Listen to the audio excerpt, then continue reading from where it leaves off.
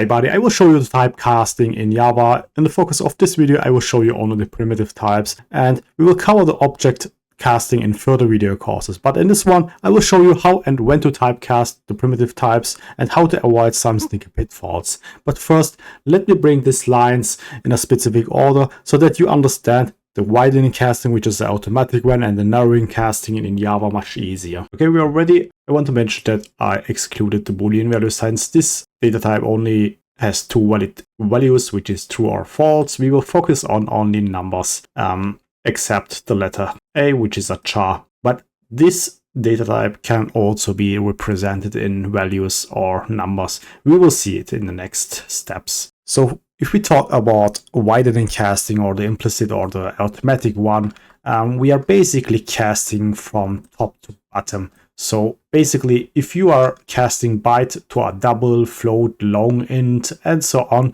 you're basically widening your data type range or the valid values range. And this is done automatically. Let me show you an example of widening casting or the implicit casting in Java.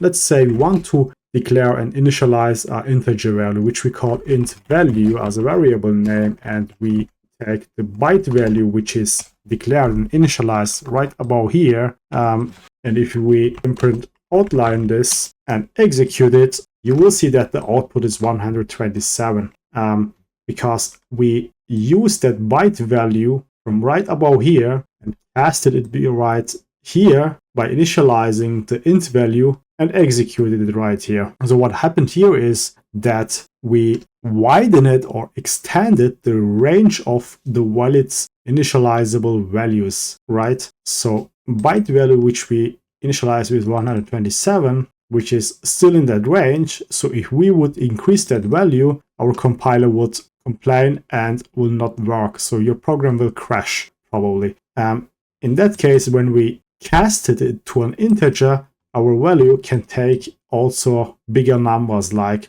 in that range. So we could also then initialize another value or another data type from type long by casting that int value to that type. We would then could have that range of numbers. But as I said in the previous video, this will just reserve resources on your computer.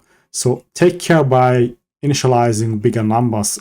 Take only that amount or that range of data type you need, and not more and not less. So let's do that. We can say long, a long value called int value, which we initialize, and we can also typecast that and print that, execute it. The value is still 127, right? Interesting gets everything when we use or when we data cast a decimal value to a char. So let's say integer value, decimal value equals to 65. And if we cast that to a char letter value as a variable name and say decimal value, your IDE will complain. And if we hover with the cursor on it, it will say that cast expression to char, provided it's a decimal value, which is relatable, and required is a char type. So if we press on that highlighted error handling function of the IDE, it will then put into brackets the char, which is also called the manual casting or the narrowing casting or the explicit casting in Java. So if we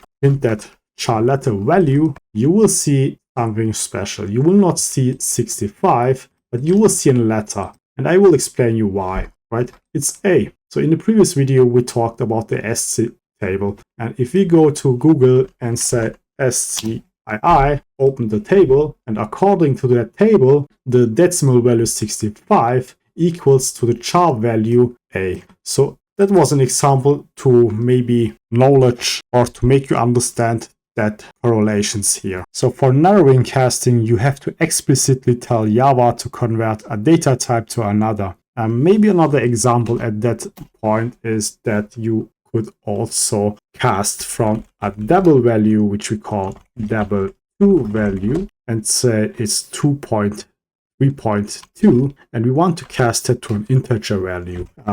Int value example, which we call as a variable name, and say it's double value. And as before, we have to cast that explicitly to an integer value, since double 2 value is a double value and the int value example is an integer value. So we have to put these brackets inside the brackets, the int keyword. So something interesting happened right here. If we now print that out, you will see that we lost data right there. So we initialized the double 2 value with 3.2 and casted it to an integer, since an integer value is a whole number, and if we cast that, we are losing values. So take care what you're casting or what numbers are you casting to another, otherwise you will lose data.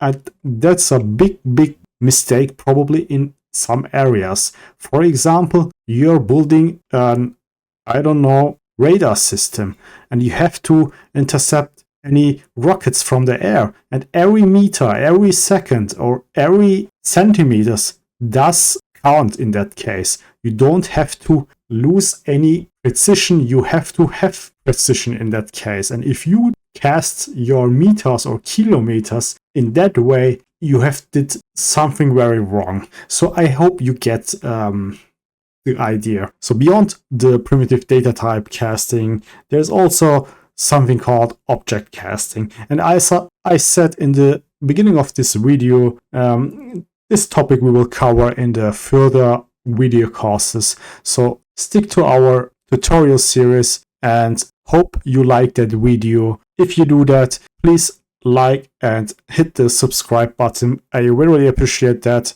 Thank you for watching. Stay healthy and goodbye.